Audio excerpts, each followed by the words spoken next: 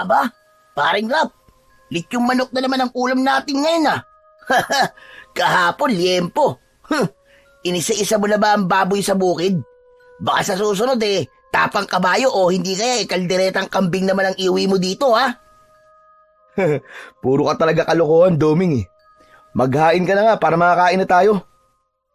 Aba, talaga maghahain na ako. Lalo na't masarap na naman ang ulam natin. Napapailing na umupo sa hapagkainan si Ralph habang sinisimulan na ni Doming ang paghahain sa lamesa. Matapos makapaghain, ay pumwesto na rin ng upo si Doming. Agad itong sumandok ng mainit na kanin mula sa kaldero. Naku po, mapaparami na naman ang kain ko nito paligurado. Iba na talaga kapag nagtatrabaho na sa mayamang si Don Filemon. Pero Ralph, huwag mo namang araw-arawin ang pagbili ng masasarap na ulam. Magtipid ka rin kahit paminsan-minsan.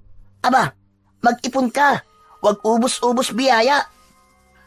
Nag-iipon naman ako kahit paunti-unti.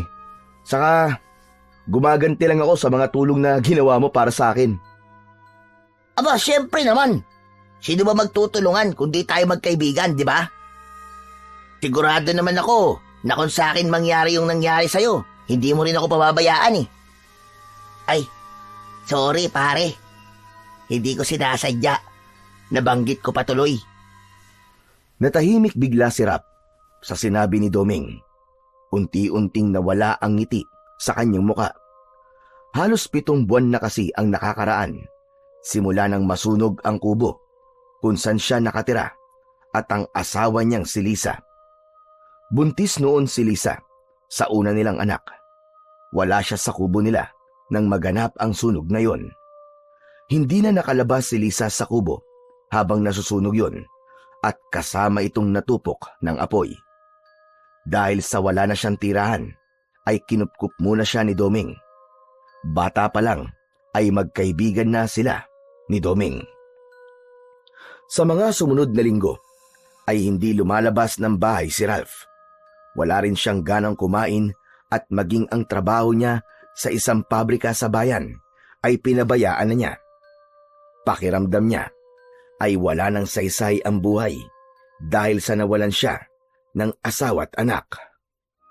Si Doming ang bumuhay sa kanya. Hindi lang siya nito kinupkup, kundi dinamayan din siya nito sa kanyang pagluluksa. Ito ang palagi niyang kausap kapag kailangan niyang maglabas ng sama ng loob. Naputol ang pag-iisip ni Ralph nang marinig niya ang boses ni Doming. Oh, tulala ka na naman dyan. Sorry na kung nabanggit ko yun. Hayaan mo at sa susunod ay magiging mas maingat na ako sa pagsasalita ko.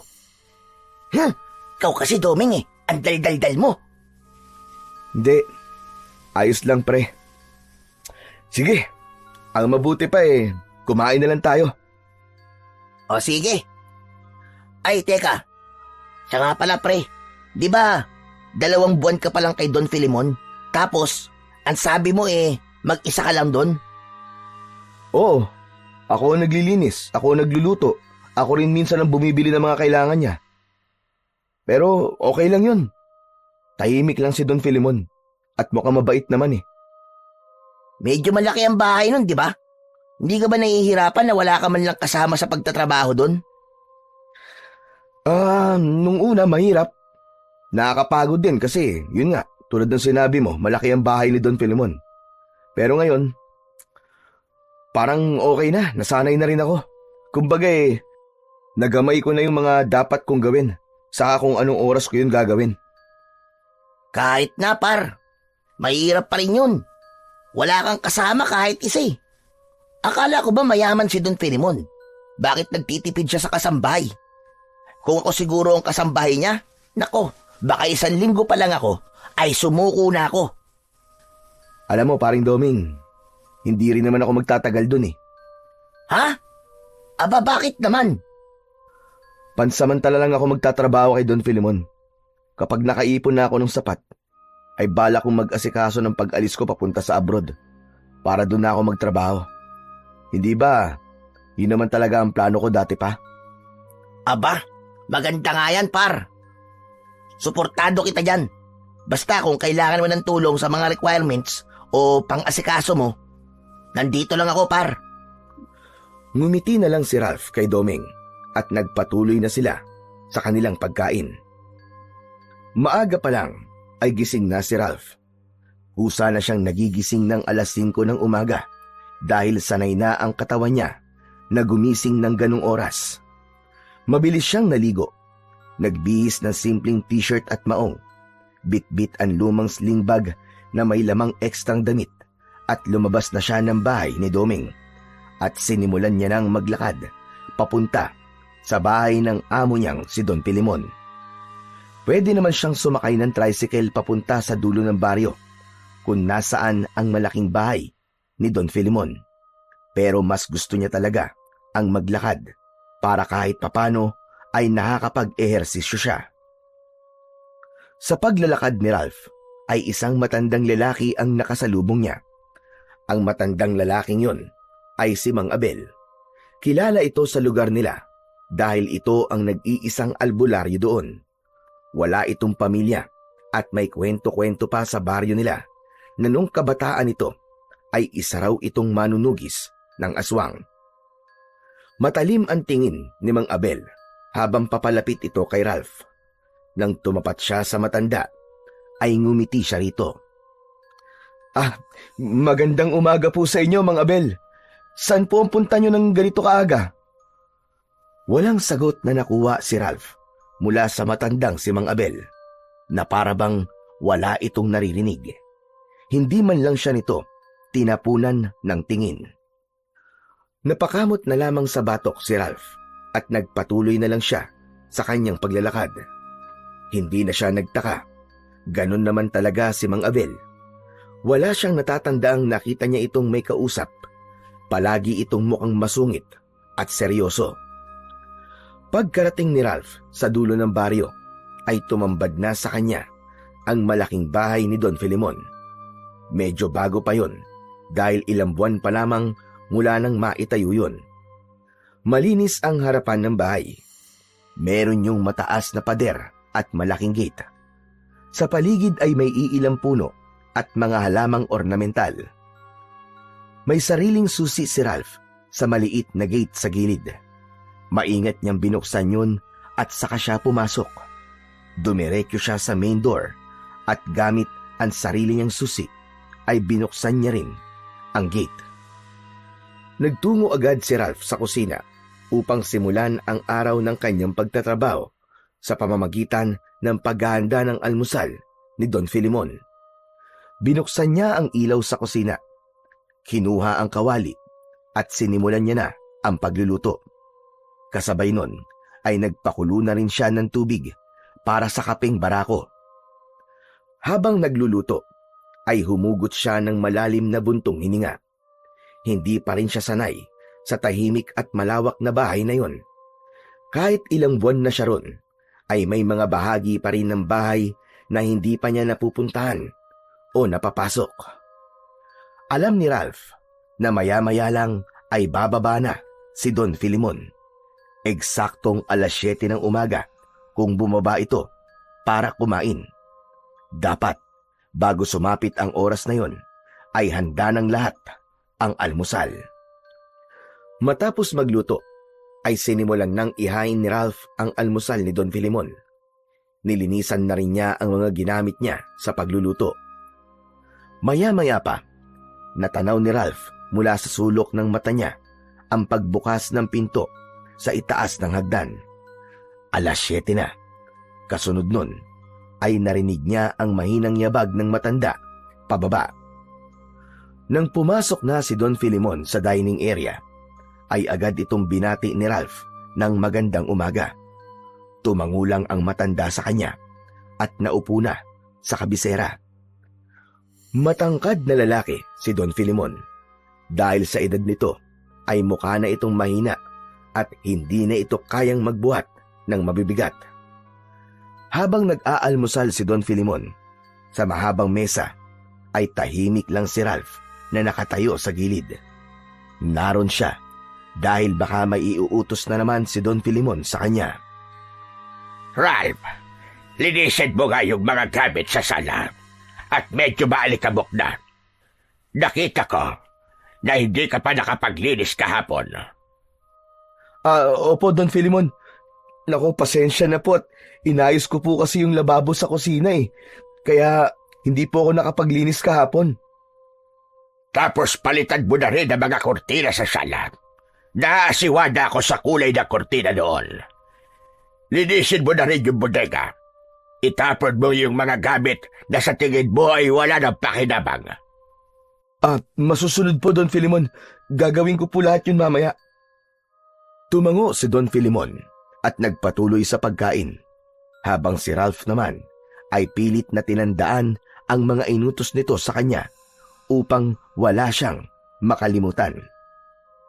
Matapos mag-almusal ni Don Filimon, ay lumabas na ito ng bahay upang maglakad-lakad sa labas, habang si Ralph naman ay nag-aalmusal na rin at pagkatapos ay naging abala na sa mga gawain niya roon.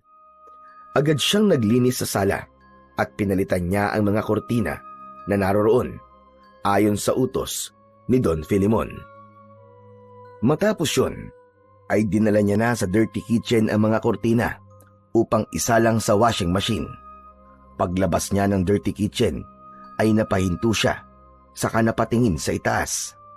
Naalala niyang hindi pa niya nakokolekta ang mga maruruming damit ni Don Filimon. Umakyat si Ralph sa ikalawang palapag ng bahay. Maingat ang bawat takbang niya sa hagdang gawa sa kahoy na madalas ay umiingit kapag natatapakan.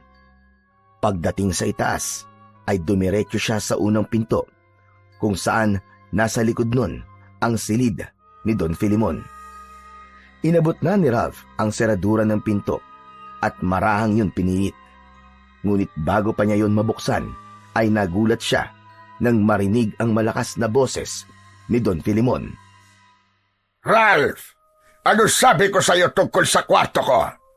Ay, oo nga pala. Pasensya na po, Don Filimon.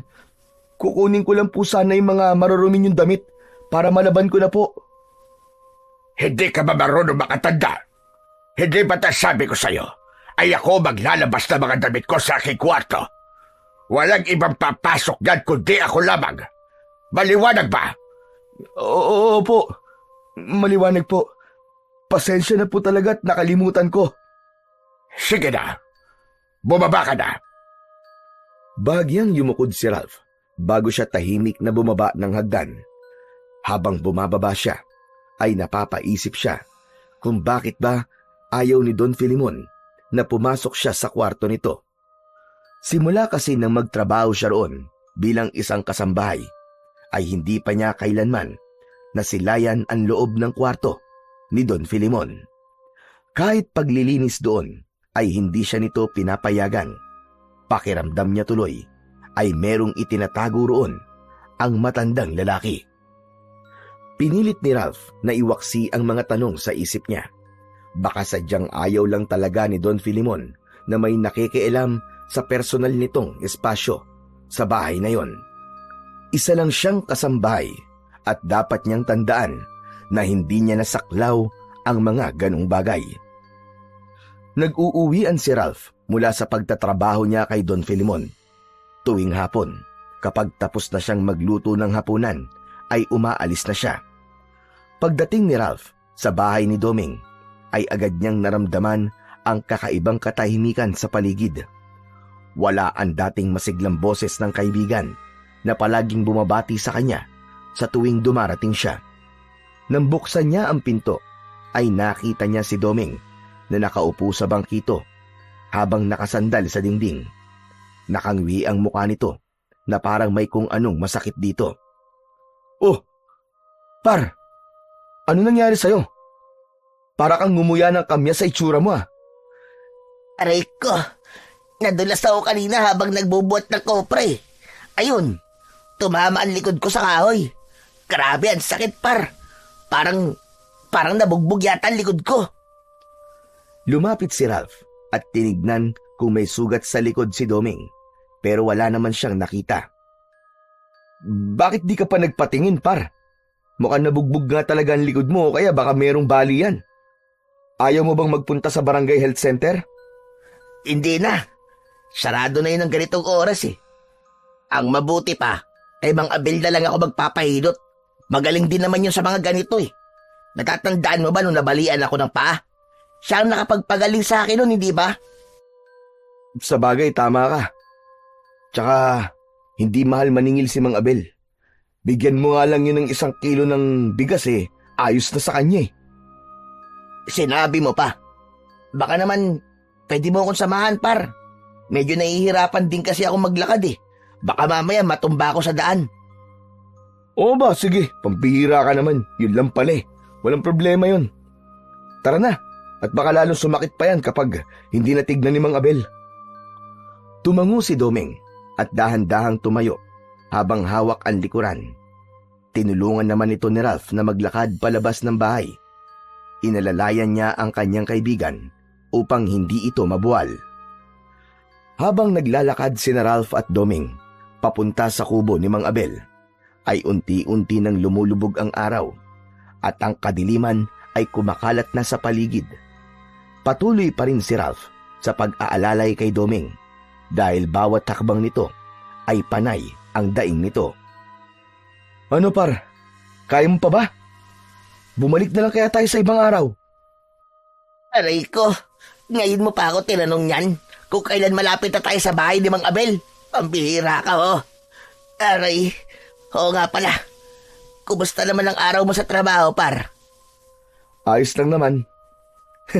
Medyo napagalitan lang ako kanina ni Don Filimon. Talaga? Bakit? Ano bang ginawa mo? Eh kasi, muntik na akong pumasok sa kwarto niya para kunin yung mga marurumi niyang damit eh. Tapos bago pa ako makapasok, nakita niya ako. Ayun, nasabon tuloy ako. Hala, pinagbabawalan ka ba ni Don Filimon na pumasok sa kwarto niya? Oo eh. Simula pa nung una ay sinabi niya na sa akin na wag akong papasok doon. Eh, nawala sa isip ko, nakalimutan ko. Kahit 1 beses, hindi ko pa talaga nakikita ang loob ng kwarto niya. Nakapagtataka naman yun. Eh di, siya naglilinis ng kwarto niya kung ganun. Oo, siya lang talaga. Di ko rin alam kung bakit ganun eh. Pero ayoko naman mag-isip ng kung ano-ano at baka may personal lang siyang dahilan. O kaya, may tinatago. Napangiti na lang si Ralph sa sinabi ng kanyang kaibigan pero hindi na siya sumagot. Tahimik silang nagpatuloy sa paglalakad habang unti-unti nang nagdidilim ang paligid. Pagkaraan ng ilang minutong paglalakad ay natanaw na nila ang lumang kubo ni Mang Abel. Nagpatuloy sila sa paglalakad at huminto sila sa harapan ng kubo ng matandang albularyo. Itinaas ni Doming ang isang kamay at kumatok sa pinto ng kubo na gawa sa kawayan. Tao po? Mang Abel? Tao po? Nandyan po ba kayo? Walang sumagot pero may narinig silang yabag ng paa sa loob. Hindi nagtagal ay bumukas ang pinto at lumabas si Mang Abel. Wala itong suot na pang-itaas. Nakakunot ang noo nito at tila hindi natuwa sa pagbisita nila. Anong oras na? Nangaabala kayo na kumakain. Anong kailangan yung dalawa? Alam nyo, ansuin ko talaga kahit kailan, Mang Abel. Eh di naman po namin alam na kumakain pala kayo eh. Napailing si Ralph at tinapik si Doming sa batok. Sinabihan niya si Doming na wag nitong sagutin ng ganun si Mang Abel at pinanlakihan niya ito ng mata. Pasensya na po, Mang Abel.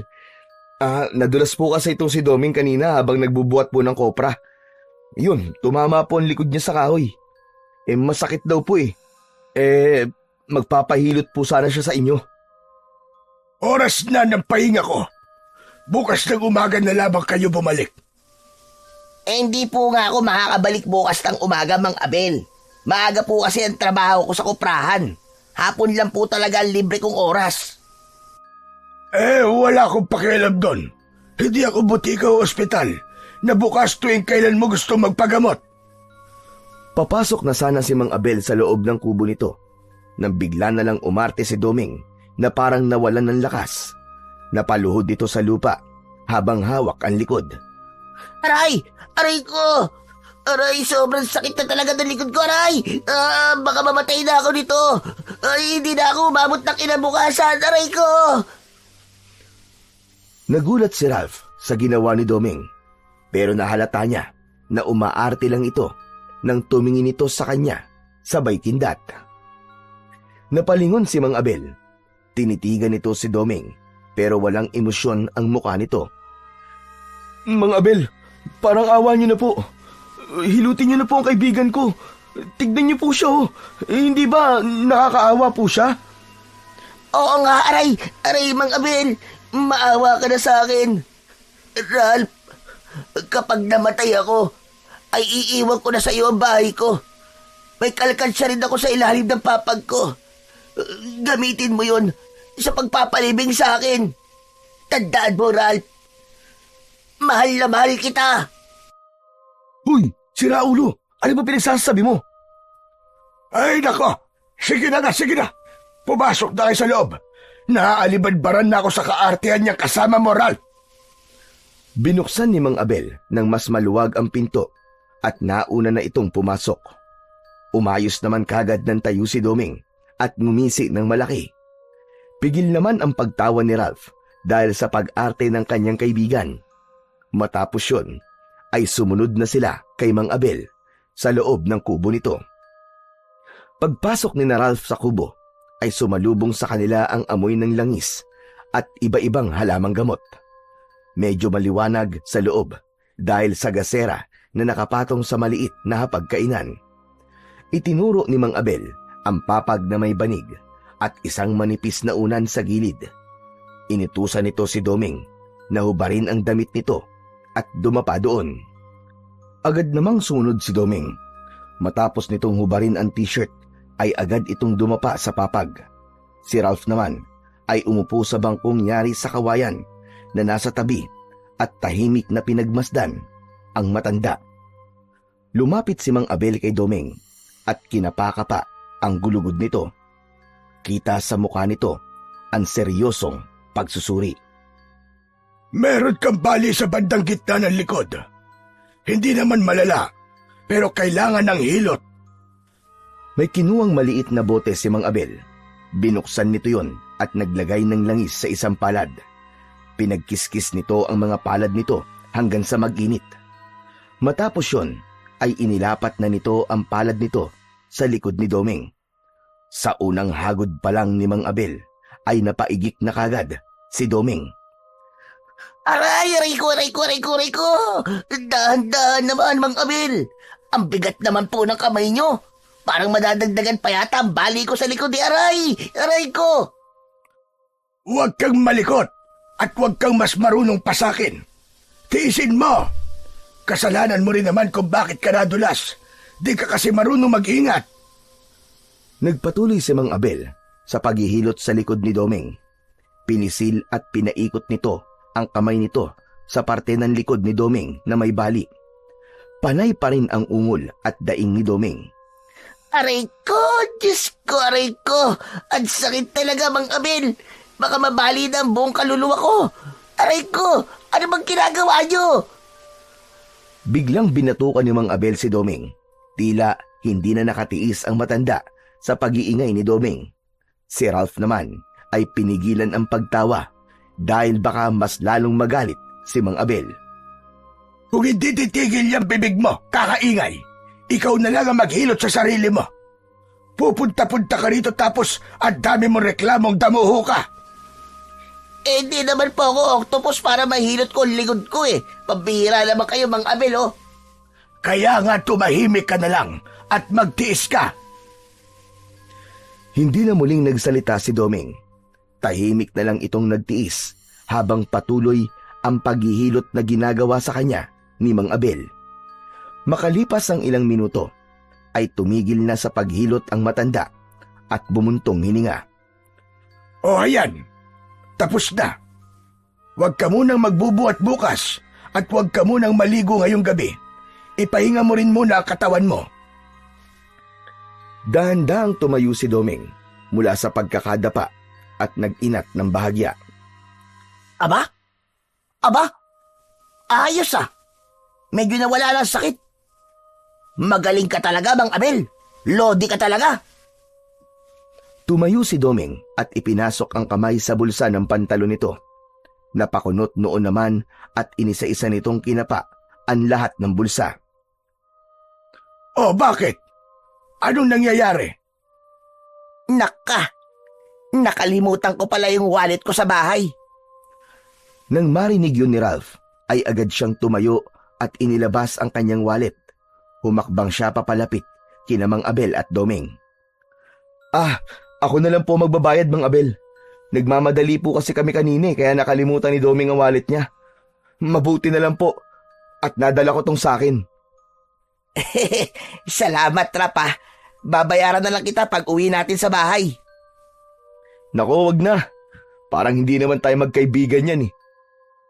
Alam ko namang pinaghihirapan mo yung perang kinikita mo, pare. Saka ako naman ang hinilot, kaya dapat lang nabayaran kita mamaya. Pambihira naman to, sabi ng wag na eh. Kung wala kayong balak na magbayad at mag-i-eksena lang kayo rito, abay magsilayas na kayong dalawa para may pagpatuloy ko na ang hapunan ko. Mang Abel naman, galit na naman kayo kagad. Tsaka, parang hindi nyo na nga kailangan magpabayad eh. Kasi mukhang mamahalin yung kwintas nyo. Tunay ba na perlas yan, Mang Abel? Hahawakan sana ni Doming ang palawit ng kwintas ni Mang Abel, pero malakas na tinapik ng matanda ang kamay ni Doming. Huwag mo itong hahawakan. Walang pwedeng humawak nito, kundi tanging ako lamang.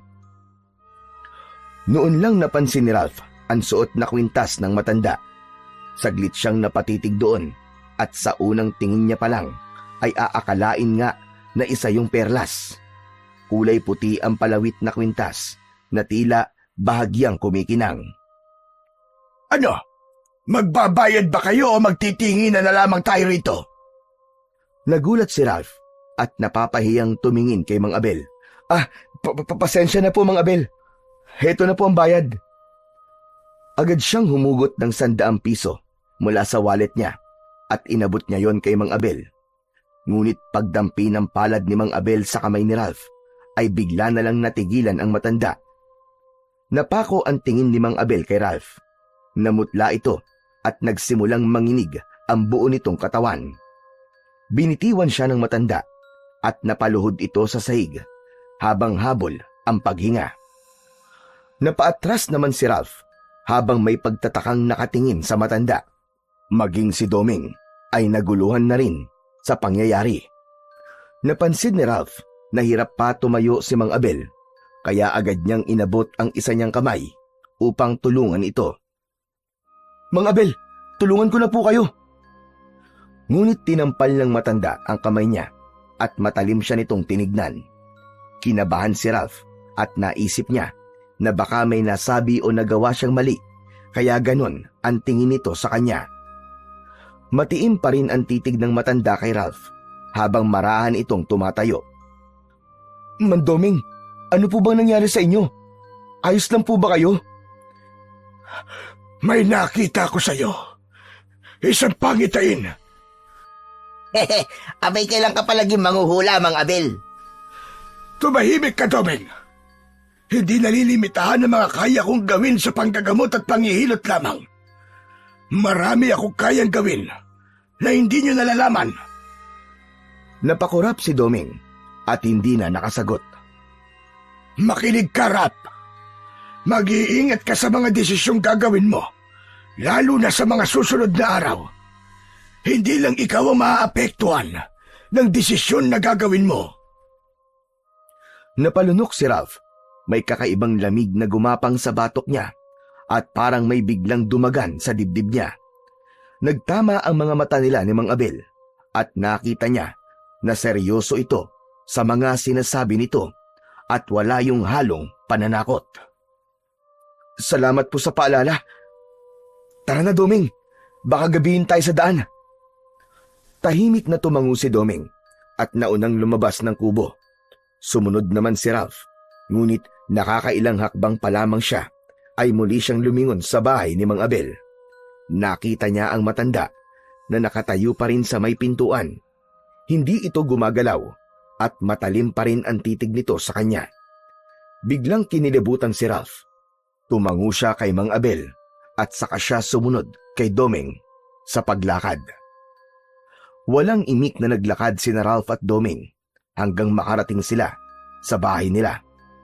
Agad na naupo si Ralph sa kahoy na bangko sa sala dahil pakiramdam niya ay pagod na pagod siya. Napatulala siya at inisip niya ang sinabi sa kanya ni Mang Abel kanina. Nang makita siya ni Domeng, ay tinapik siya nito sa braso. Paring Ralph, iniisip mo pa ba yung sinabi ni Mang Abel sa'yo kanina? Oo. Parang iba yung naramdaman ko habang sinasabi niya sa akin yon. Saka iba ang tono ng boses niya kanina. Parang alam niya talaga ang mangyayari sa akin. Basta, hindi ko may paliwanag. Pambihira ka naman, pare. Huwag mo seryosohin ang sinabi sa'yo ni Mang Abel. Matanda na si Mang Abel. Malapit na mag-ulyanin yun. Hindi ba kapag tumatanda ganun talaga kung ano-ano sinasabi? O baka naman balak niyang magdagdag ng pagkakakitaan. Hindi na lang siya albularyo ngayon, kundi manghuhula na rin. Sa bagay, sa hirap ng buhay ngayon. Basta mapagkakakitaan ng pera, sige lang. Hindi, Domeng, seryoso ako. Kung makikita mo lang yung paraan ng pagtitig niya sa akin, parang may nakikita siyang hindi ko nakikita. Sabi pa niya, mag-iingat daw ako sa mga desisyon na gagawin ko. Pero ano naman kayang desisyon yun? Ano naman bang malaking desisyon ang gagawin mo? Magpapagupit? Bibili ng bagong tsinelas? Nako, kung ganyan kababaw, ay wag mo nang problemahin, pare. Doming naman puro kalokohan. Hindi ako nagbibiro. Pero ang totoo, hindi ko rin talaga alam. Okay, pare. Seryoso na rin ako, ha? Ralph, makinig ka. Magkaibigan tayo. Kung sakali man na may kailangan kang pagdesisyonan at hindi ka sigurado, nandito lang ako. Pero kung ako ang tatanungin mo, wag mong hayaan na sirain ng mga salita ni Mang Abel ang kapayapaan ng isip mo. Relax ka lang. Tumango si Ralph habang nakatingin sa saig. O siya, maghahain na ako, ha? Iinitin ko na lang yung adobong baboy kanina para hindi na tayo magluto.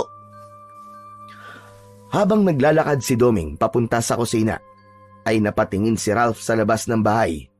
Hindi pa rin nawala ang kaba sa dibdib niya dahil sa sinabi ni Mang Abel. Simpleng paalala lang ang mga yon, pero hindi niya maintindihan kung bakit labis siyang apektado. Sa mga sumunod na araw, ay pinilit ni Ralph na bumalik sa normal na daloy ang kanyang buhay. Maaga pa rin siyang gumigising upang magtrabaho sa bahay ni Don Filemon. Ngunit sa kabila ng kanyang pagsusumikap na maging abala, ay nananatiling mabigat sa dibdib niya ang mga salitang binitiwan ni Mang Abel. Para yung multo na sumusunod sa kanya. Ilang ulit niyang binalak na puntahan muli ang kubo ng albularyo. Ngunit sa tuwing malapit na siya roon, ay umuurong siya dahil sa takot na malaban ang iba pang sasabihin ni Mang Abel. Habang patuloy sa pagtatrabaho si Ralph, ay hindi rin niya maiwasang mapansin ang unti-unting pagbabago kay Don Filemon. Sa bawat araw na lumilipas, ay tila mas lalo itong humihina at nagiging mabagal sa pagkilos. Nais sana niya itong tanungin tungkol sa kalagayan ng kalusugan nito, pero pinangungunahan siya ng hiya. Kahit ilang buwan pa lang na nakakasama ni Ralph si Don Filemon, ay hindi niya naiwasang mag-alala para dito. Isang umaga, sa bahay ni Don Filemon, ay abala si Ralph sa paghahanda ng almusal ng kanyang amo. Nagluluto siya ng sinangag at pritong itlog. Meron ding daing na bangus. Kasabay nun ay nagpapakulo na rin siya ng tubig para sa kape. Matapos magluto, ay inihain na niya ang pagkain ni Don Filemon. Nagtungo siya sa salas at sandaling naupo upang hintayin ang pagbaba ng matandang amo mula sa kwarto nito. Lumipas ang kalahating oras Napatingin si Ralph sa orasan na nakasabit sa dingding. Aba, bakit kaya hindi pa rin bumababa si Don Filimon? Lagpas 7:00 na. Naghintay pa siya ng ilang minuto. Nang malapit ng mag-8:00 ng umaga, ay dun na siya nagdesisyon na akyatin si Don Filimon sa silid nito. Pagdating niya sa tapat ng pinto ni Don Filimon sa ikalawang palapag ng bahay, ay inilapat niya ang tenga niya sa pinto ng matanda. Wala siyang narinig na tunog o kaluskus man lang sa loob ng kwarto. Hanggang sa kumatok na si Ralph sa pinto. Kumatok siya ng marahan. Don Filimon, magandang umaga po. Nakahanda na po ang almusal nyo. Walang nakuhang tugon si Ralph, kaya muli siyang kumatok ng mas malakas. Don Filimon?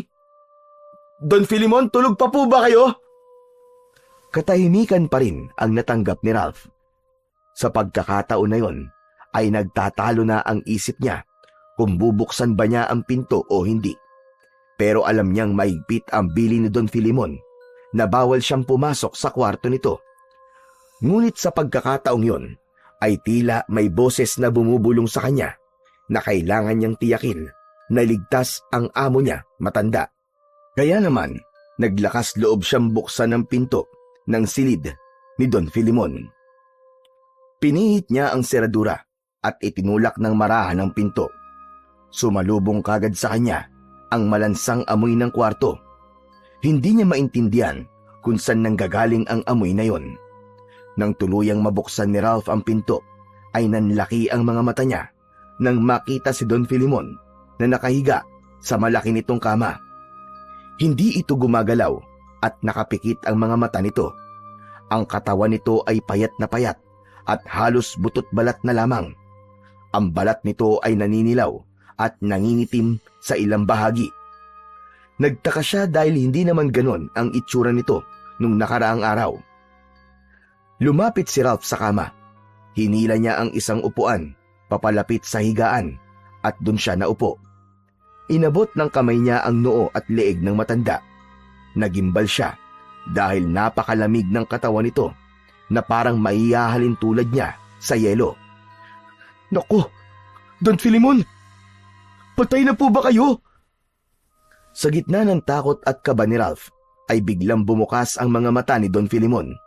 Tila hinang-hina ito, at kahit ang pagbukas nito ng mata ay para bang hirap itong gawin. Pasensya na po, Don Filimon.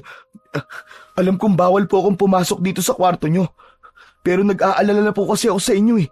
Kanina pa po kasi ako katok ng katok, pero hindi po kayo sumasagot. Kaya pumasok na po ako. Tahimik lang si Don Filimon, na natili itong nakatingin kay Ralph. Don Filimon, kailangan po natin pumunta sa ospital. Baka kung ano na po nangyayari sa inyo eh. Ang putla-putla nyo po, at ang lamig pa po ng katawan nyo. Para po kayo nagyayelo. Walang magagawa ang mga doktor sa nangyayari sa akin.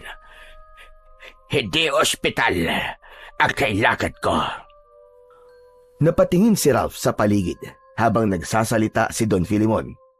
Mabilis ang pag-ikot ng kanyang mga mata at doon niya napansin ang mga kakaibang bagay sa kwarto.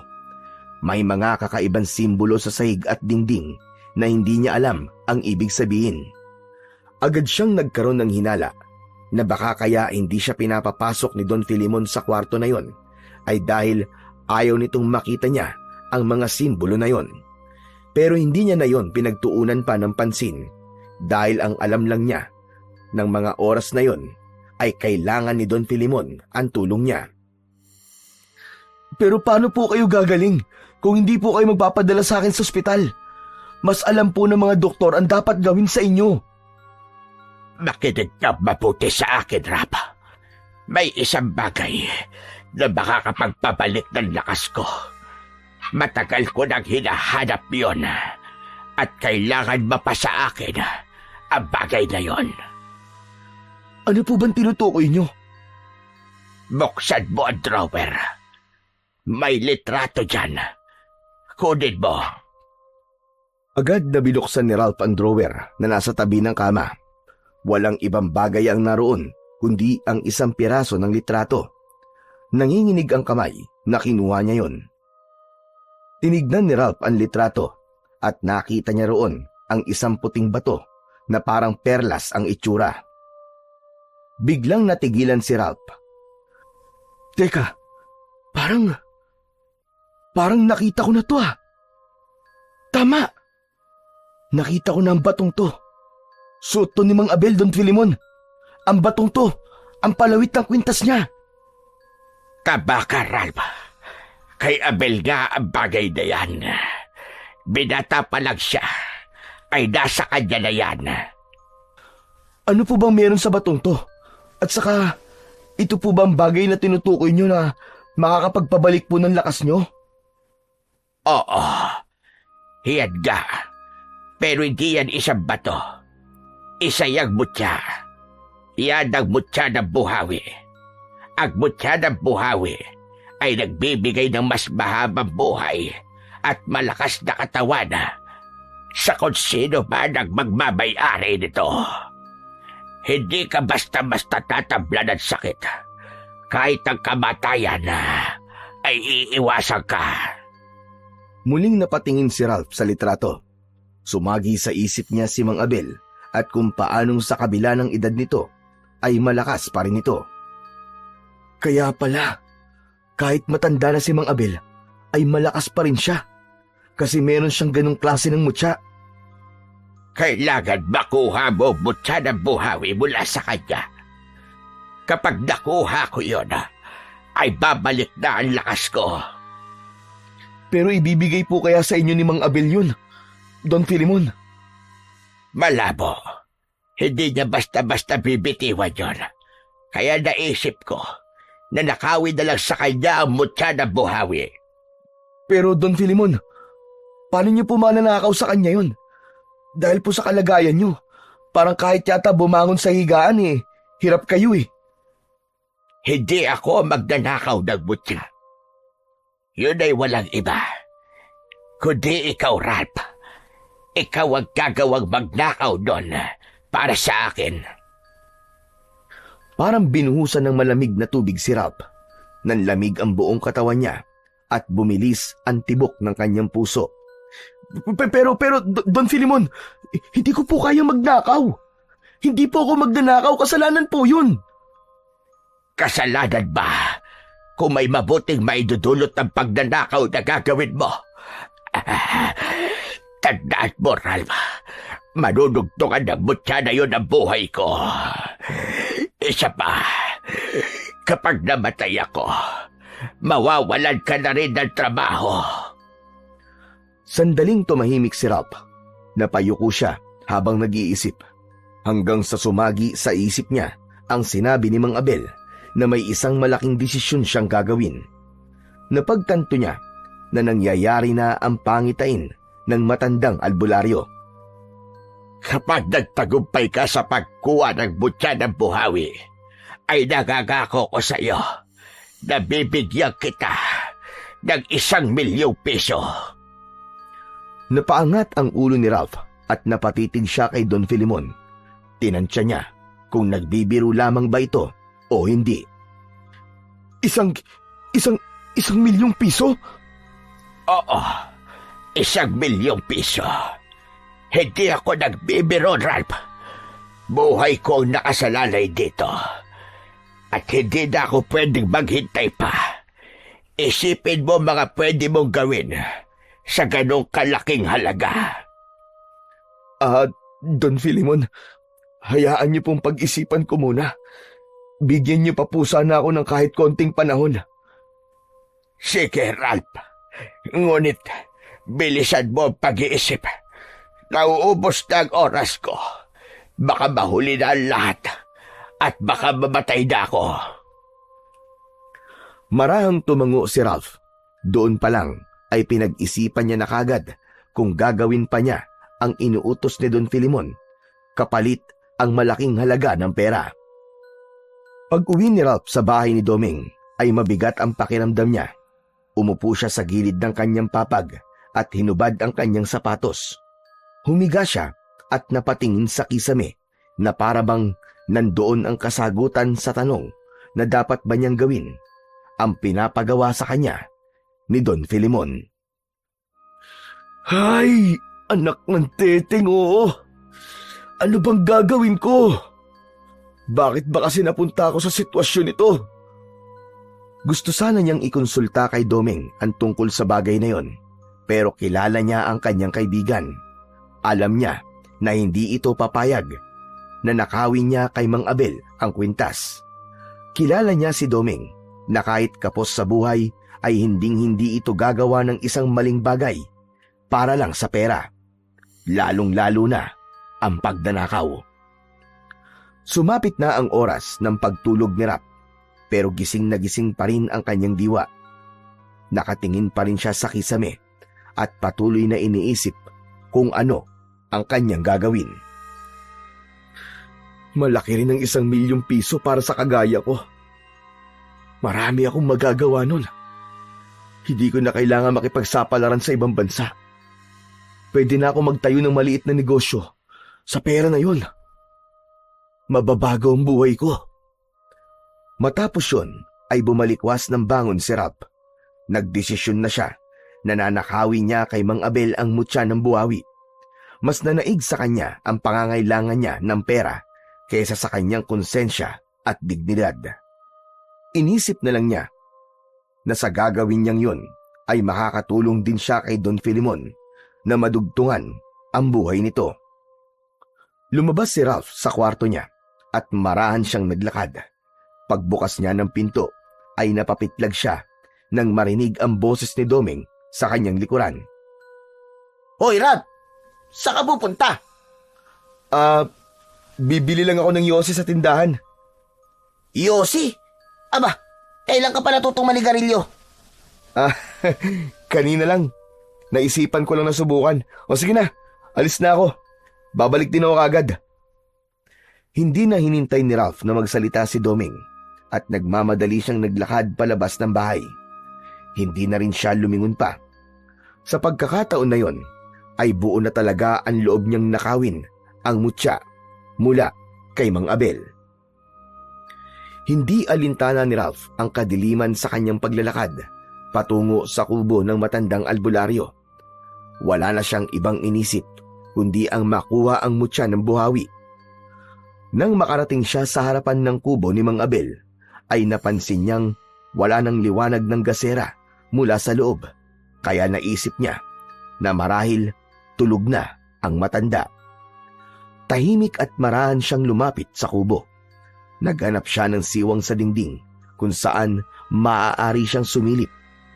Nang may nakita siya, ay agad siyang sumilip doon.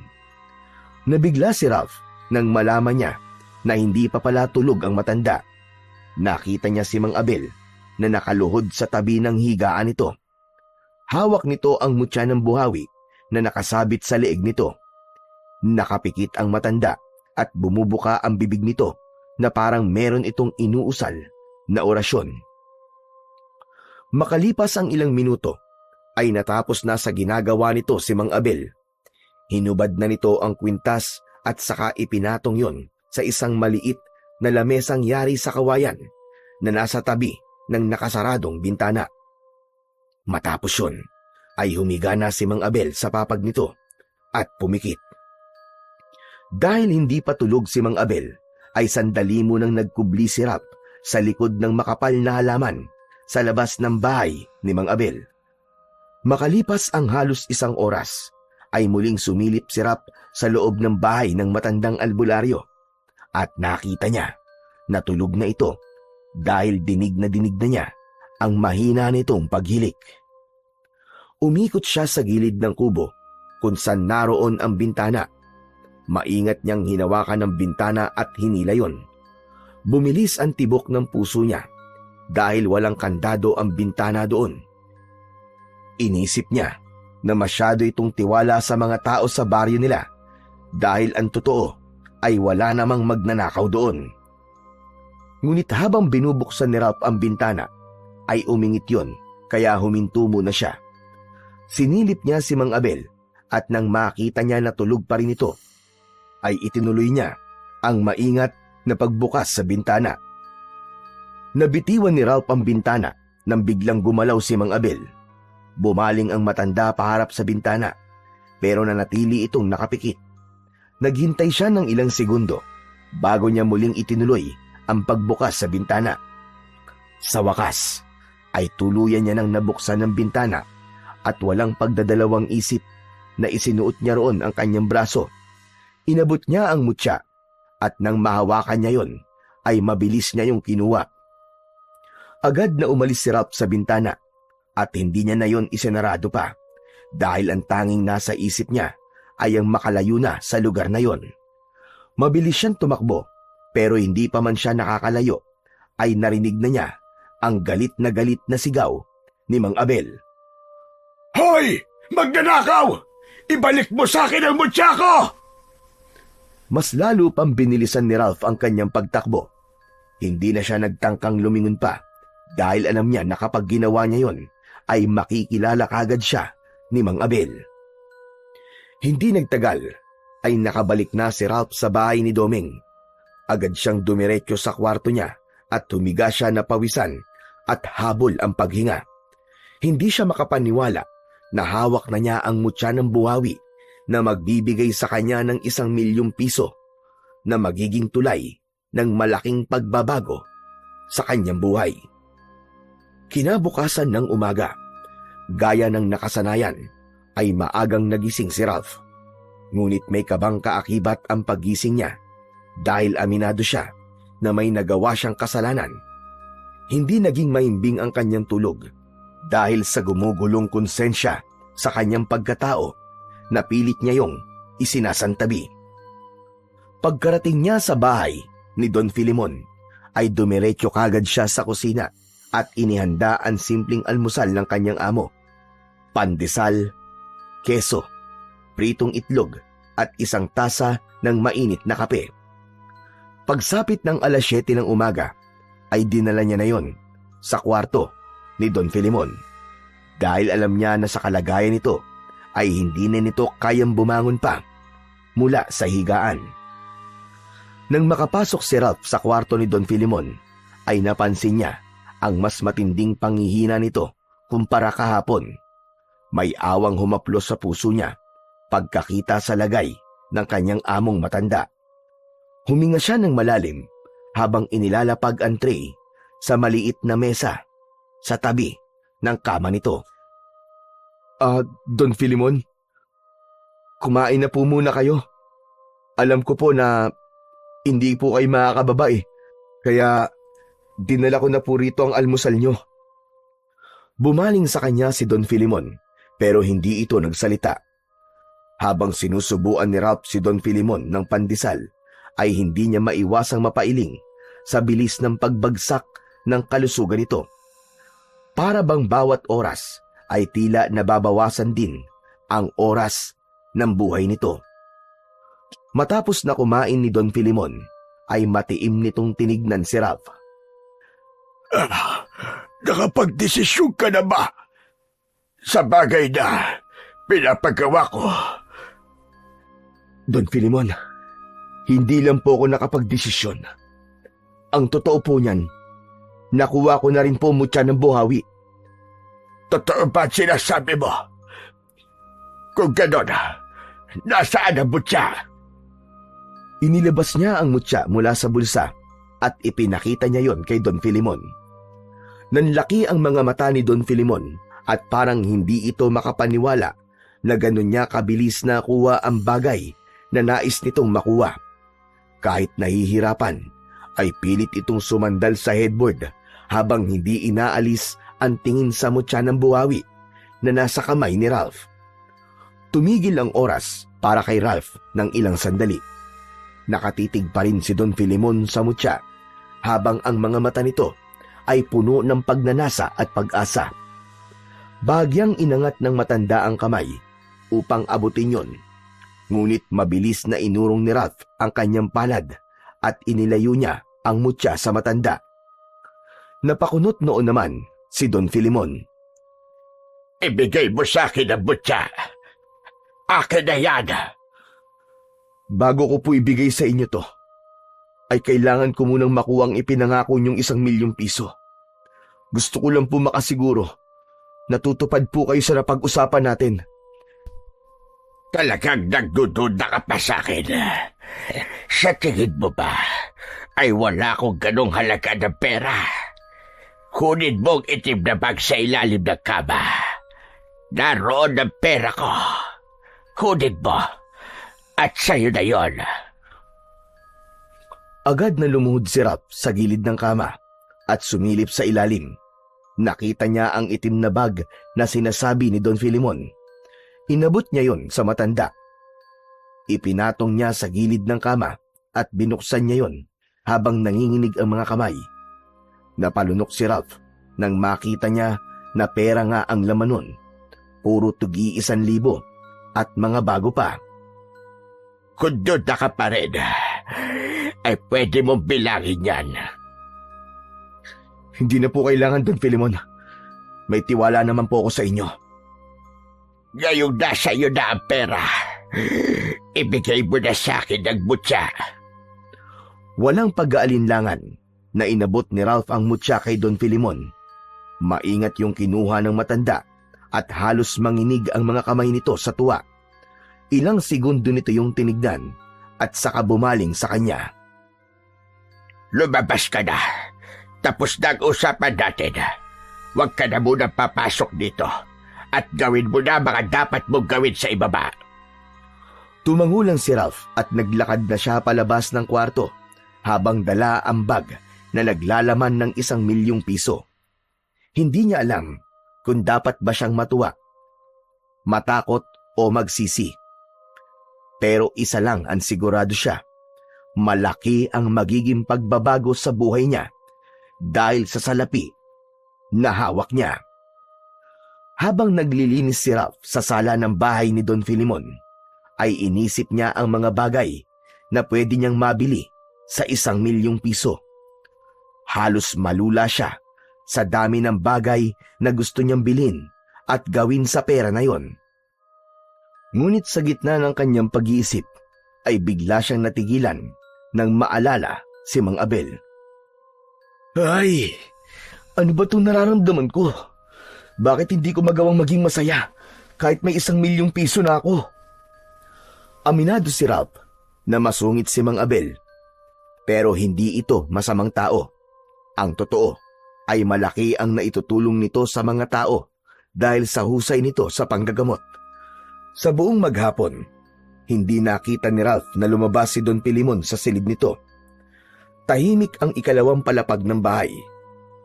Dahil sinabi nito kanina na wag na ulit siyang papasok sa silid nito, ay hindi na siya nagtangka na tignan kung ayos lang ba ito roon. Makalipas ang napakahabang oras, ay sumapit na ang oras ng pag-uwi ni Ralph. Palabas na sana siya ng bahay ni Don Filimon nang mapahinto siya. Tumingin siya sa hagdan at naisipan niyang magpaalam sa kanyang amo. Nais din niyang magpasalamat dito dahil hindi niya yon nagawa kanina. Umakyat siya sa ikalawang palapag at huminto sa harap ng pinto ng silid ni Don Filimon. Marahan siyang kumatok pero walang tumugon sa kanya. Nagdalawang isip siya kung bubuksan ba niya ang pinto o aalis na lang, pero nanaig ang pag-aalala niya para sa matanda dahil baka kung ano na ang nangyari sa kanyang amo. Marahang binuksan ni Ralph ang pinto at sumilip siya roon. Nanigas ang kanyang katawan sa kanyang nakita. Nakaupo si Don Filimon sa gitna ng silid. Napapalibutan ito ng mga itim na kandila. Sa sahig ay may mga simbolo na tila isinulat gamit ang dugo. Ang mas lalong nagbigay ng kilabot sa kanya ay ang mga mata ni Don Filimon na puro puti. Hawak nito ang mutya ng buwawi at umuusal ito ng mga salitang hindi niya maintindihan. Napaatras si Ralph at halos mawalan siya ng hininga. Tahimik niyang isinarado ang pinto at walang ingay na bumaba ng hagdan. Malakas ang tibok ng puso niya habang pilit niyang iniisip kung ano nga ba ang ginagawa ni Don Filimon. Sa mga sumunod na araw ay mas piniling inihim ni Ralph ang perang hawak niya. Itinago niya yon sa ilalim ng kanyang mga lumang damit sa isang lumang kahon. Hindi na rin muna siya dumaan sa harapan ng bahay ni Mang Abel.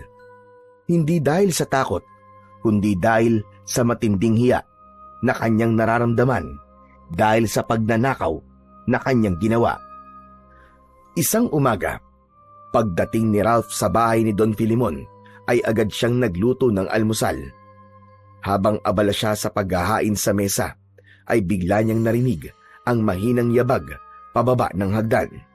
Napalingon siya kagad at halos mabitiwan niya ang kutsarang hawak niya sa kanyang nakita.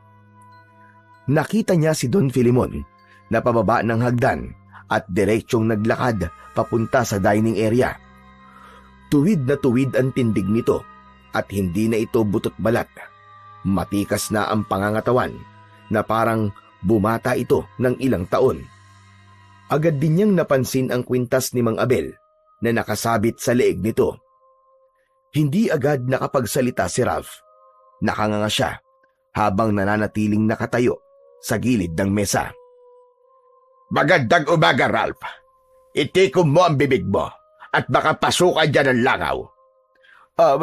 Don Filimon, kayo po ba talaga yan? Paanong? Umupo si Don Filimon sa silya at nilagyan ng kanin ang plato nito. Ako nga ito, Ralph. Nagulat ka ba? Pero, para po kayong ibang tao. Bumata po kayo Ang ganda na po ng tindig nyo at parang ang lakas-lakas nyo po. Dahil ito ang kapangyarihan ng butya ng buhawi, Ralph. Sinabi ko naman sa'yo na meron itong kapangyarihang taglay. Napatingin si Ralph sa mutyang nakasabit sa leeg ni Don Filimon. Kumikinang yon habang tinatamaan ng ilaw at parang meron yung sariling buhay. Marami pang kayang gawin ang mutyang ito, Ralph. At ito pa lang ang simula. Hindi po talaga ako makapaniwala, Don Filimon. Pwes, maniwala ka na ngayon dahil nasa harapan mo ang patunay. Oo nga pala, alam ba ni Mang Abel na ikaw ang nagnakaw ng mutyang ito? Hindi po. Hindi po niya ako nakita. Pero Don Filimon, ang totoo po niyan nakokonsensya po ako kasi alam ko pong mali ang ginawa ko. Ngayon ka pa ba makukonsensya? May 1,000,000 piso ka at nadugtungan mo pa ang buhay ko. Huwag mo nang isipin ang maling nagawa mo. At ang bigyan mo ng pansin ay ang magandang bagay na naging resulta ng pagnanakaw na ginawa mo. Hindi nakapagsalita si Ralph. Sa kabila ng mga sinabi ni Don Filimon, ay hindi pa rin nawala ang bugso ng konsensyang ilang araw na niyang pinipilit na isang tabi. Isang hapon, pagkarating ni Ralph sa bahay ni Doming, ay agad niyang napansin ang kakaibang katahimikan doon. Nagtaka siya nang makita ang kaibigan na nakadungaw sa bintana at malayo ang tingin. Hindi yun normal kay Doming dahil madalas na kapag dumarating siya ay agad siya nitong kinakausap.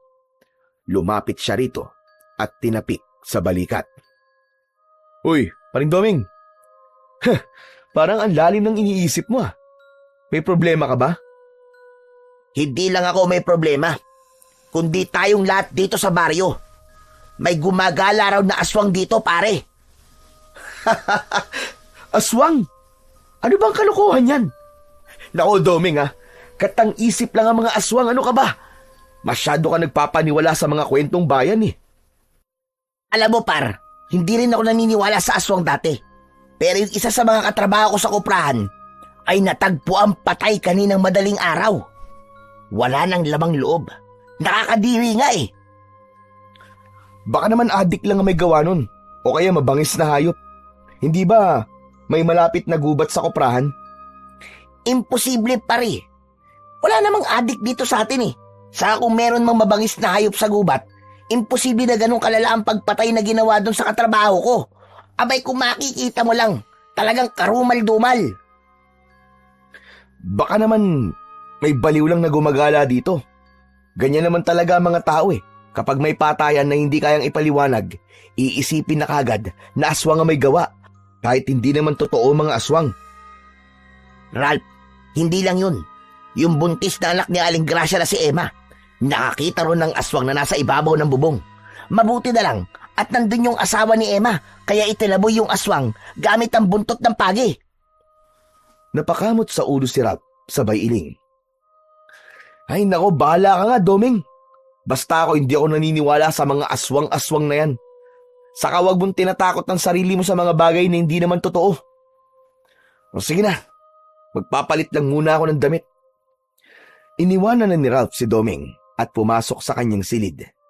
Hindi na niya inisip ang sinabi ni Doming tungkol sa aswang dahil para sa kanya ay pagsasayang lamang yon ng oras na bigyan ng pansin ang isang bagay o nilalang na katang isip lamang. Isang gabi, hindi makatulog si Ralph dahil patuloy siyang inuusig ng kanyang konsensya hanggang sa naisipan niyang uminom dahil naisip niya na madali siyang makakatulog kung may alak siya sa kanyang katawan. Lumabas siya sa kwarto at nakita niya si Doming sa sala na nakikinig ng isang drama sa luma nitong radyo. Doming, lalabas muna ako sandali ah. Bibili lang ako ng alak. Hindi kasi ako makatulog eh. Gusto ko palang uminom eh. Bakit hindi ka pa kanina bumili? Gabi na pare. Ngayon ko lang naisipang uminom eh. Parang kailangan ko lang ng konting pamparelax.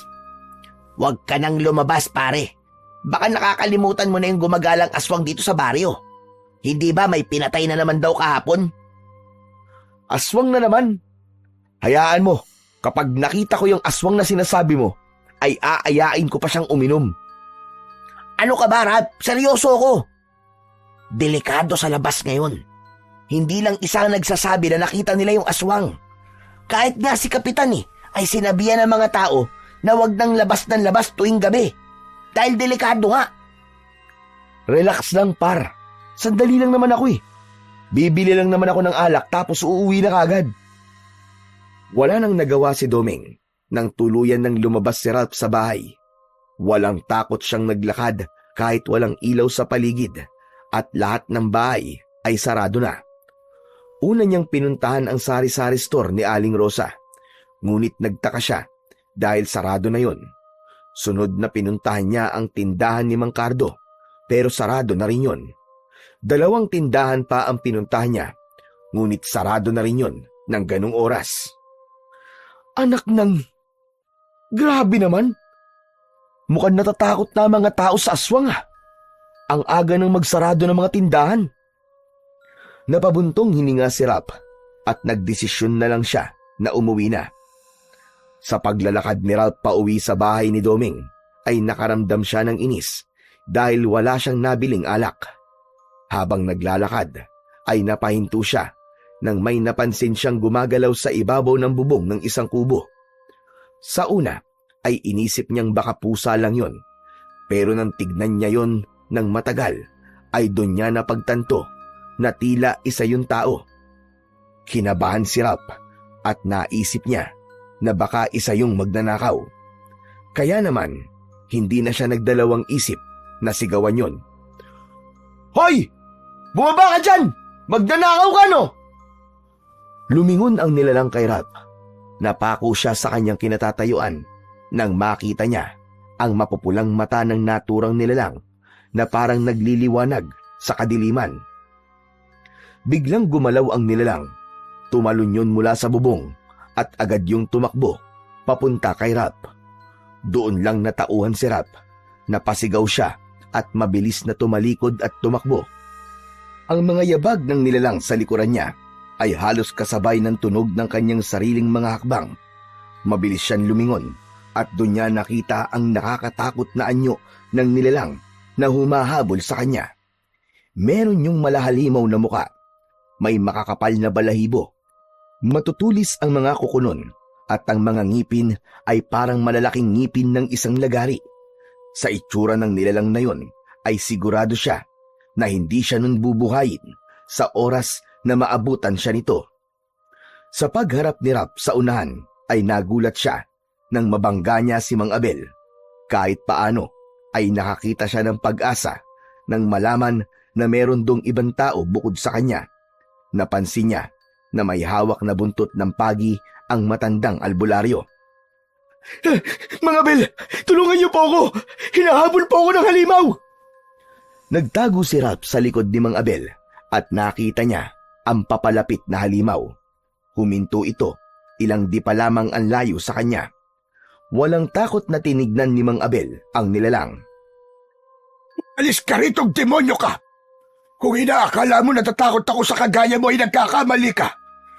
Marami na akong nakaharap na gaya mo at gaya nila ay kayang-kaya rin kitang patayin. Galit na umangil ang nilalang habang nanlilisik ang mga mata. Ngunit hindi pa rin ito umalis. Doon na malakas na inihampas ni Mang Abel sa lupa ang buntot ng pagi. Doon na tumakbo palayo ang nilalang hanggang sa tuluyan na iyong nilamon ng kadiliman. Nangihinang napaluhod sa lupa si Ralph habang habol ang kanyang paghinga. Tagaktak ng pawis ang kanyang muka. Maya-maya pa ay tumayo siya at hinawakan ng isang kamay ni Mang Abel. Salamat po. Salamat, Mang Abel. Kung hindi ko po kayo nakita, baka patay na po ako ngayon. May kailangan tayong pag-usapan, Rap. Sumunod ka sa akin. Napakunot ang noo ni Rap. Bigla siyang nanlamig sa kaba at naisip niya na baka alam na nito na siya ang nagnakaw ng mutya ng buhawi. Bago pa siya makapagtanong, ay tumalikod na si Mang Abel at tahimik na naglakad paalis. Wala nang nagawa si Rap kundi sundan ang matanda habang ang kanyang isipan ay punong-puno ng pag-aalala tungkol sa bagay na pag-uusapan nila ng matandang albularyo. Maya-maya pa ay mas lalong kinabahan si Rap nang makita niya na patungo si Mang Abel sa bahay ni Doming. Hindi na nga siya nagkamali dahil huminto ito sa harap ng bahay ng kanyang kaibigan. Papasok na sana doon ang matanda pero agad niya itong hinawakan sa braso. Mang Abel, sandali lang po. Bakit tayo nandito? Akala ko po ba'y kakausapin niyo ako? Oo nga. At dito tayo mag-uusap. May problema ba?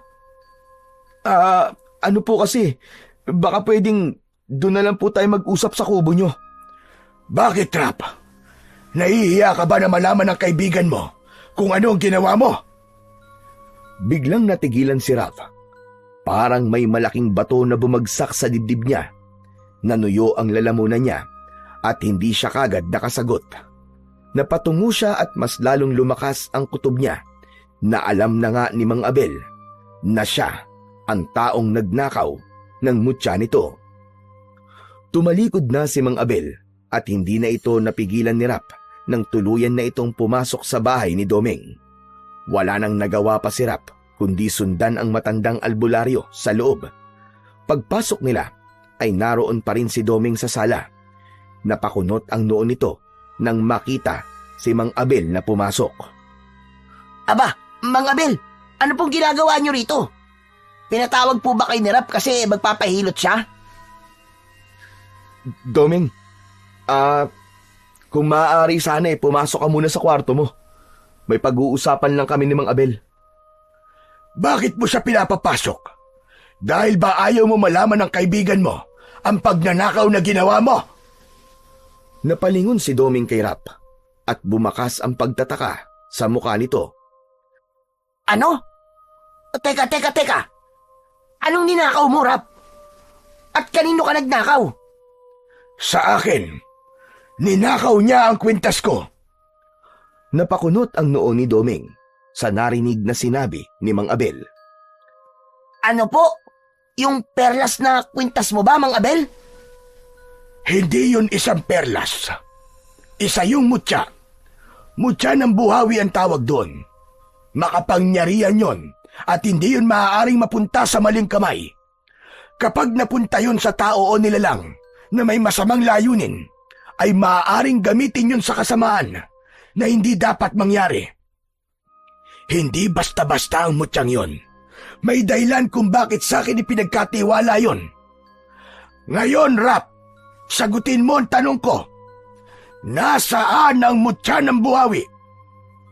Hindi nakasagot si Rap. Para siyang napako sa kanyang kinatatayuan at hindi niya magawang ibuka ang kanyang bibig. Para siyang naging pipi. Huwag mo nang subukan na tumanggi. Dahil nakita kita nung gabing ninakaw mo yon. Kahit nakatalikod ka ay kilalang kilala kita. Naghintay lang talaga ako ng ilang araw. Dahil umasa ako na ibabalik mo yon sa akin. Napayuko si Rap. Hindi siya makatingin ng diretso kay Doming at lalong-lalo na kay Mang Abel. Para siyang batang nahuli sa isang kasalanan na ginawa nito. Ngunit alam niya na sa sandaling yon ay wala na siyang lusot at kailangan niya nang sabihin kay Mang Abel at kay Doming ang totoo. Nasaan na ang mutya ng buhawi, Rap? Sumagot ka! Mang Abel, wala po sa akin ng mutya eh. Inutusan lang po ko na nakawin po yun. Mang Abel, patawarin niyo ko. Napilitan lang ako eh. Sino nag-utos sa'yo na nakawin ang mutya ko? Si Don Pilimon po. Ang sabi niya, kailangan niya yon para madugtungan po ang buhay niya. Mang Abel, naawa po ko sa kanya eh. Kaya kahit alam ko pong mali ang pagnanakaw, yun po, ninakaw ko po yung mutya sa inyo. Don Filimon? Sino naman yon? Siya po yung matandang nakatira sa malaking bahay, sa dulo po ng baryo. Nanigas ang panga ni Mang Abel, at matiim itong tumingin kay Rap. Humakbang ito palapit sa kanya. Ikaw ang nagnakaw ng mutya ko, Rap. Kaya ikaw din ang kailangan gumawa ng paraan para maibalik yun sa akin. Kailangan maibalik mo sa akin ang mutya sa lalong madaling panahon. Matapos yun ay umalis na si Mang Abel. Kahit wala na ang matanda, ay ramdam pa rin ni Rap ang galit nito. Nang tumingin naman siya kay Doming, ay napailing ito. Alam niya na hindi nagustuhan ng kaibigan niya ang ginawa niyang yon. Bumalik ang katahimikan sa sala nang wala na si Mang Abel. Halos hindi makatingin ng diretso si Rap kay Doming dahil sa kahihiyan. Rap naman, bakit mo nagawa yun? Alam mo bang kahit gaano kaliit o kawalang halaga ang isang bagay, pag dinakaw mo yun ay pagdanakaw pa rin. Hindi mo dapat ginawa yun lalo na kay Mang Abel. Oo, masungit siya, pero mabuti siyang tao. Marami na siya natulungan dito sa baryo dahil sa panggagamot niya. Pambihira ka naman, oo. Kasi naawalan talaga ako kay Don Filimon. Nung hilingin niya sa akin kasi na nakawin ko yung mutya, parang mamamatay na siya eh. Sinabi niyang kailangan niya yung mutya ng buhawi ni Mang Abel para mabuhay pa siya na mas matagal. Yun nga, hindi na rin ako nakatanggi kasi... Kasi ano? Kasi Doming, inalok niya ako ng 1,000,000 piso kapalit ng pagnanakaw ko ng mutya. Ano? 1,000,000? Pare, alam mo ang prinsipyo ko. Kahit bigyan mo ko ng 1,000,000,000 piso, kung mali naman ang gagawin ko, ay hindi ko tatanggapin. Pasensya na, par. Pero hindi ko akalain na magagawa mo ang ganyang bagay. Alam ko, Doming. Aaminin ko na nasilaw nga ako sa pera. Pero itatama ko to. Kukunin ko ulit kay Don Filimon ang mutya at ibabalik ko ang pera niya. Dapat lang. Yan talagang dapat mong gawin. Tumalikod na si Doming at naglakad papunta sa kwarto nito. Hindi na ito muling lumingon pa hanggang sa maisarado na nito ang pinto. Naiwan si Rap sa sala na halos lumubog na sa labis na hiya sa kanyang kaibigan. Napakabigat ng pagsisisi na nakadagan sa kanya. Kaya naman, isang bagay lang ang nais niyang gawin at yun ay ang maibalik kay Mang Abel ang mutya nito. Nagtungo si Rap sa bahay ni Don Filimon nang umagang yon. Nadala ang bag kung saan nakalagay ang perang ibinayad nito sa kanya. Pagpasok niya sa sala, ay nagulat siya nang makita na naroon si Don Filimon. Nakaupo ito sa sopa habang may hawak na isang tasa ng kape. Magandang umaga po, Don Filimon. Ang aga niyo po yatang nagising ha. Sandali lang po, magluluto na po ako ng almusal. Mabaya ka na magluto at busog pa naman ako. Ang mabuti pa ay magtimpla ka ng kape at sabayan mo ko rito. Tumango si Rap at nagtungo siya sa kusina. Agad siyang nagtimpla ng kape at pagkatapos ay bumalik siya sa sala. Umupo siya sa kabilang dulo ng sopa habang may hawak na isang tasa ng mainit na kape. Palihim na tinitignan ni Rap si Don Filimon. Napansin niya na hawak nito ang mutya ng buhawi at pinaglalaroan yon sa mga daliri nito. Isang malalim na paghinga ang pinakawalan ni Rap at nag-ipon siya ng lakas ng loob upang sabihin dito na kukunin niya na ang mutya at ibabalik na ang perang ibinayad nito sa kanya. Ngunit bago pa makapagsalita si Rap, ay naunahan na siya ni Don Filimon na magsalita. Alam mo, Rap, simula nang mapunta sa akin itong mutya ng buhawi, ay talagang bumalik na ang dati kong lakas. Akala ko talaga ay mamamatay na ako. Nakakatuwa lang na nagagawa ko na ulit ang mga bagay na hindi ko na nagagawa dati. Masaya po ako para sa inyo, Don Filimon. Kaya hindi ako papayag na mawala sa akin ang mutyang to. Kung sakali mang may magtangkang kunin ito sa akin, ay baka mapatay ko siya. Nanlamig ng gusto si Rap sa sinabing yon ni Don Filimon. Nawala bigla ang iniipon niyang lakas ng loob. Oo nga pala. Bakit mo pala dala yung bag na yan? Hindi ba diyan nakalagay ang perang ibinayad ko sa'yo? Palagi ko po itong daladala kasi natatakot po ako na baka mawala po ito. Isang kinakabahang ngiti ang pinakawalan ni Rap sa harap ni Don Filimon. Umiwas siya ng tingin sa matanda at inubos na niya ang kanyang kape. Napagtanto niya na walang saysay kung hihilingin niya kay Don Filimon na ibalik nito ang mutya sa kanya dahil sa mismong bibig na nito nanggaling na hindi ito papayag na mawala rito ang mutya ng buhawi. Mabigat ang pagakbang at bagsak ang balikat ni Rap nang pumasok siya sa bahay ni Doming ng hapon na yon.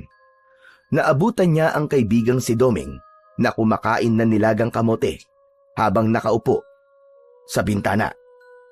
Agad itong bumaba roon at lumapit sa kanya. O ano? Kumusta, par? Nakuha mo na ba kay Don Filimon yung mutya ni Mang Abel? Hindi ko nakuha eh. Ano? Ibig sabihin, hindi niya ibinigay sa'yo? Hindi ko nasabi sa kanya na kukunin ko na yun eh. Natakot ako kasi sabi niya, papatayin niya daw kung sino man ang kukuha ng mutya sa kanya. Hindi nakapagsalita si Doming. Napatingin ito sa kawalan na parang nag-iisip sa kung ano ang dapat nilang gawin. Doming, baka pwedeng samahan mo ko ngayon kay Mang Abel. Baka alam niya kung anong dapat kong gawin. Sige, sasamahan kita. Kailangan mo siyang makausap dahil baka may maisip siya kung paano maibabalik sa kanyang mutya. Hindi na nagsayang pa ng oras ang dalawang magkaibigan at agad silang umalis upang magtungo sa bahay ni Mang Abel. Pagdating ni Rap at Doming sa kubo ni Mang Abel, ay agad siyang kumatok. Pinagbuksan sila ng matandang albularyo at pinapasok sila nito. Matapos nilang maupo, ay agad na ipinaalam ni Rap na hindi pa rin niya nakukuha ang mutya ng buhawi dahil natakot siya sa tila pagbabantang binitiwan ni Don Filimon. Alam kong hindi talaga niya ibibigay ang mutya. Pumunta ako sa bahay ng sinasabi niyong Don Filimon at nakita ko siya na naglalakad sa labas ng bahay niya. Doon ko nalaman na kilala ko pala ang taong yon noon pa man. Kilala niyo po si Don Filimon, Mang Abel? Paano niyo po siya nakilala? Hindi Filimon ang tunay niyang pangalan. Arnaldo ang pangalan niya noon. Isa siyang aswang. Matagal nang magkagalit ang pamilya niya at ang pamilya ko. Dahil ang pamilya ko ay pamilya ng manunugis ng mga aswang. Ano? Aswang? Aswang po si Don Filimon? Tama ka, Rap. Ang mga tulad niya ay mas lalong lumalakas kapag nagkakaroon ng mutya ng buhawi. Tumatagal ang buhay nila, kaya noon pa man ay gusto nang kunin ni Arnaldo o Don Filimon ang mutya ng buhawi sa akin. Malamang ay nalaman niya na nandito ako sa baryong ito, kaya nanirahan din siya rito. Kung ganun pala, si Don Filimon po ang aswang na gumagala ngayon dito sa baryo. Tama ka, Doming. At siya rin ang aswang na muntik nang umatake kay Rap nung isang gabi. Napalingon si Doming kay Rap habang nagtataka. Heh, muntik ka na palang atakihin ng aswang, pare, ha? Oo. Pero iniligtas ako ni Mang Abel. Hindi ko na lang sasabi sa'yo kasi ang dami nang nangyari. Pero, Mang Abel, ano na po ang gagawin natin? Tumayo si Mang Abel mula sa pagkakaupo. Lumapit ito sa isang kahon na nakapatong sa maliit na lamesa. Binuksan nito yon at kinuha ang isang itak. Ang hawakan nun ay may ukit ng mga sinaunang simbolo. Ibinigay nito yon kay Rap at kahit nagtataka ay tinanggap niya pa rin ang itak. Mang Abel, ano pong gagawin ko sa itak na ito? Kailangan mo pa rin kunin ang mutya kay Arnaldo. Habang tumatagal yon sa kanya, ay hindi mawawala ang panganib dito sa ating baryo. Marami siyang mapapatay na mga tao, at kapag nangyari yon, ay mas lalo pa siyang lalakas. At baka dumating ang panahon na mahirapan ka ng talunin siya. Ang itak naman na yan ay ginamit pa ng aking mga ninuno sa pakikipaglaban sa mga aswang. Ngayon ay ipagkakatiwala ko yan sa'yo upang gamitin para mabawi ang mutya ng buhawi. Mamayang gabi, susubukan ko pong kunin ang mutya kay Don Filimon. Nangangako po ako na maibabalik ko po ang mutya sa inyo, Mang Abel. Matapang na tumingin si Rap kay Mang Abel habang unti-unting nabubuo sa loob niya ang determinasyon na itama ang lahat ng kanyang pagkakamali. Kinagabihan, nagtungo si Rap sa bahay ni Don Filimon, dala ang itak na ipinahiram sa kanya ni Mang Abel. Madali siyang nakapasok sa gate dahil meron naman siyang susi para doon. Nang malaman niya na isang aswang pala si Don Filimon, ay mas lalong tumibay ang loob niya na babawi mula rito ang mutya ng buhawi. Hindi lang para kay Mang Abel, kundi para sa buong baryo. Dahil kapag mas tumagal pa ang mutya sa kamay ng isang aswang, ay alam niya na mas maraming tao ang maaaring mamatay. Tahimik na nagtungo si Rap sa main door ng bahay. Mabilis niyang binuksan yun gamit ang sarili niyang susi. Pagkabukas ng pinto, ay pumasok siya ng walang ingay. Maingat niyang isinarado ang pinto sa likuran niya at agad siyang umakyat sa hagdan. Pagdating ni Rap sa ikalawang palapag, ay sandali siyang huminto sa harapan ng nakasaradong pinto ng silid ni Don Filimon. Huminga muna siya ng malalim bago niya yun binuksan ng dahan-dahan. Mula sa liwanag ng buwan na naglalagos mula sa bintana ay nakita ni Rap si Don Filimon na natutulog sa malaki nitong kama. Maingat siyang pumasok sa kwarto at hindi niya inaalis ang tingin sa nakahigang matanda. Humakbang siya palapit dito.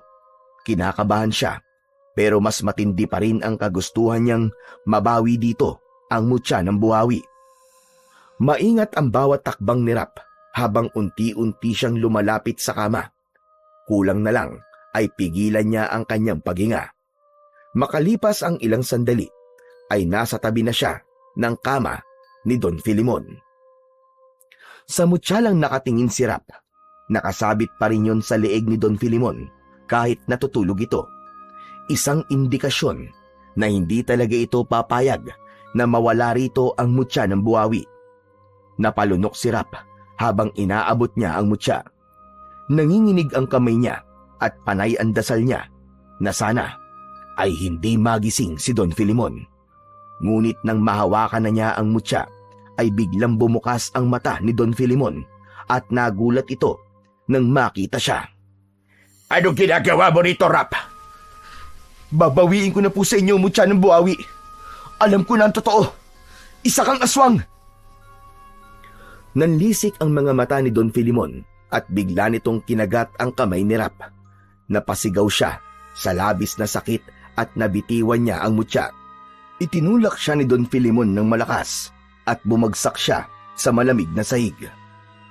Bumangon si Don Filimon at tumayo sa harapan ni Rap. Malakas itong humalakhak at sa mismong harapan niya ay mabilis na nagbago ang anyo nito. Sa isang kisap mata ay nag-anyong aswang si Don Filimon. Nakalimutan mo na ba sinabi ko, Rap? Napapatayin ko at sino mang magtatangkang kunin ang mutya. Hindi ko yun nakalimutan, pero sisiguraduhin kong hindi ako mamamatay ngayong gabi, kundi ikaw! Walang babala na umatake si Don Filimon kay Rap. Mabilis naman na tumayo si Rap at nagawa niyang iwasan ang matatalim na kuko ng aswang. Tumama yun sa kahoy na dingding at nanlaki ang mga mata niya. Nang mawasak ang dingding, inisip niya na katapusan niya na kung sa kanya tumama ang pag-ataking yun ng aswang na si Don Filimon. Inilabas ni Rap ang itak na ipinahiram sa kanya ni Mang Abel. Malakas siyang sumigaw at siya naman ang umatake sa aswang. Tinangka niyang tagain si Don Filimon pero nagawa nitong makaiwas. Nagpang-abot ang dalawa sa gitna ng kwarto. Nagpakawala si Rap ng sunod-sunod na pag-atake gamit ang itak. Ngunit masyadong mabilis si Don Filimon kaya sa hangin lang tumatama ang bawat pagharibas niya ng taga sa aswang. Tumalon si Don Filimon at sinugod si Rap. Sinubukan niyang umiwas pero nadaplisan siya ng matutulis nitong kuko sa tagiliran. Napasigaw ng malakas si Rap nang maramdaman niya ang pagguhit ng matatalim na kuko ng aswang sa braso niya. Agad na nang hina si Rap at napahiga siya sa sahig. Tumatawang lumapit si Don Filimon sa kanya. Yumukod ito sa kanya habang nakangisi. Pero napaikot si Rap at nasangga ang isang mga galamay nito. Gayunpaman, tinamaan siya sa tagiliran. Napaurong siya at nang muling umatake ang halimaw, ay natumba siya sa sahig. Akala mo ba ay kaya mo ko? Isa ka lang habak na tao na walang kwenta! Hinayaan lang ni Rap na magsalita si Don Filimon. Mabilis siyang nag-isip at sa isang iglap ay itinaas niya ang itak na hawak niya. At gamit yon ay pinutol niya ang kwintas na nakasabit sa leeg ni Don Filimon. Nagulat si Don Filimon sa ginawa ni Rap. Agad na sinalo ni Rap ang mutya at ipinilupot niya yon sa kanyang kamay. Nang dumampi sa palad niya ang mutya ng buhawi, ay naramdaman niya ang isang kakaibang lakas na ibinibigay sa kanya ng mutya. Hindi niya na naramdaman ang sakit ng mga sugat niya. Malakas na sinipa ni Rap ang aswang at dumausdos ito sa sahig.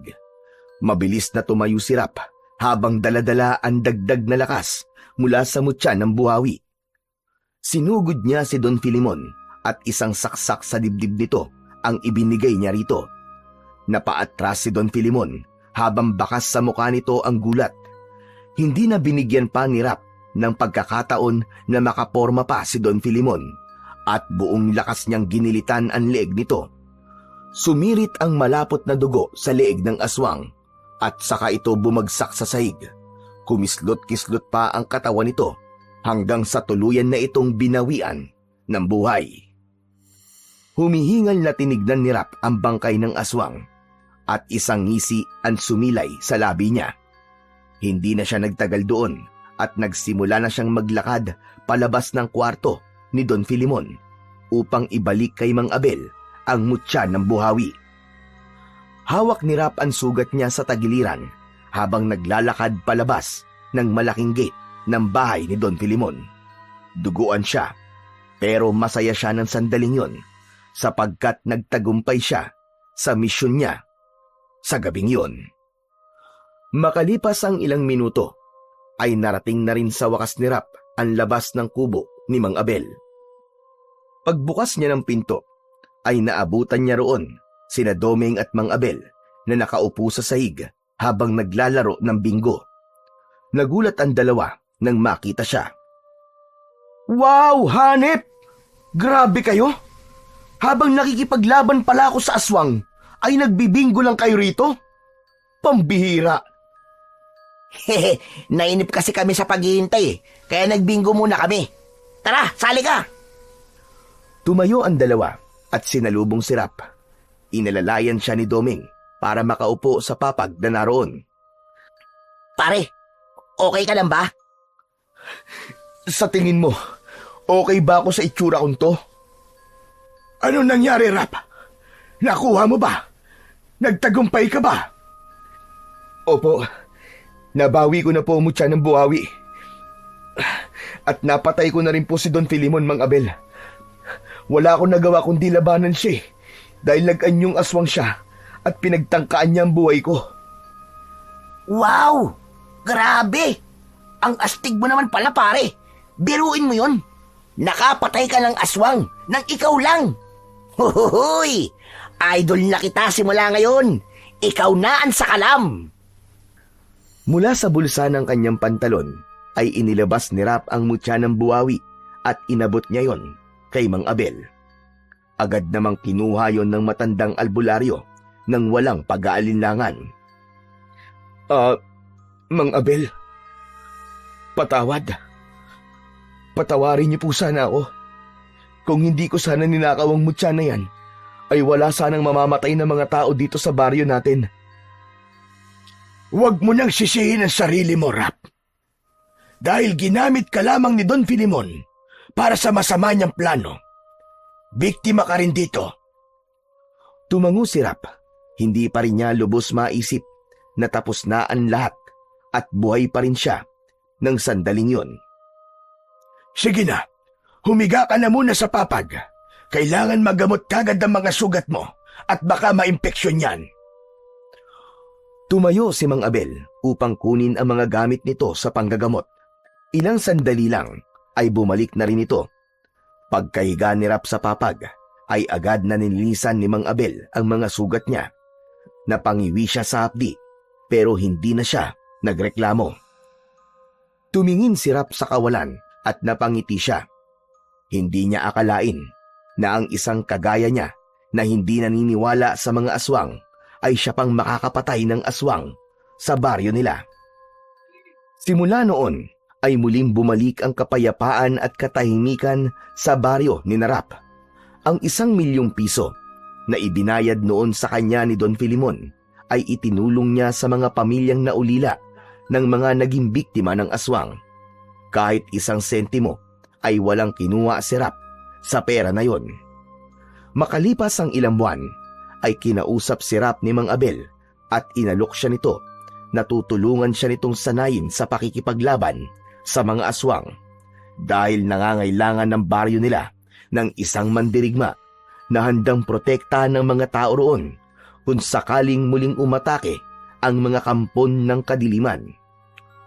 Sinabi rin ni Mang Abel na nais nitong maging karapat-dapat si Rap upang sa takdang panahon ay maipagkakatiwala nito ang mutya ng buhawi sa kanya.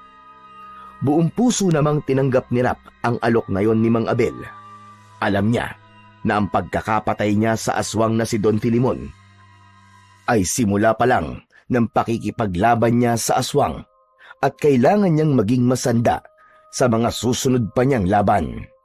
At ipinangako niya sa sarili niya na gagawin niya ang lahat upang ipagtanggol ang lahat sa baryo nila nang walang halong pag-iimbot at buong tapang laban sa mga kampon ng kadiliman.